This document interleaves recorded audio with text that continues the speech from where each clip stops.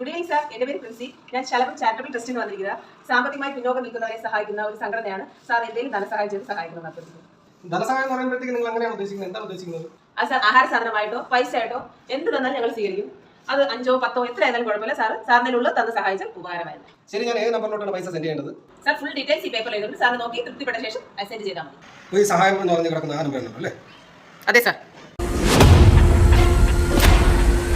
Oh no.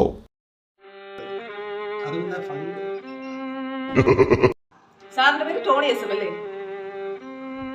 ഇവിടെ തന്നെ ഈ റൂം നമ്പറിലാണല്ലോ താമസിക്കുന്നത്. അതെ. താങ്കളെ കൂടെ ഈ സ്കീമിൽ ചേർത്തിട്ടുണ്ട്. ഞങ്ങളെ കൊണ്ട് കഴിയുന്ന സഹായങ്ങൾ താങ്കൾക്ക് നൽകുന്നതായിരിക്കും.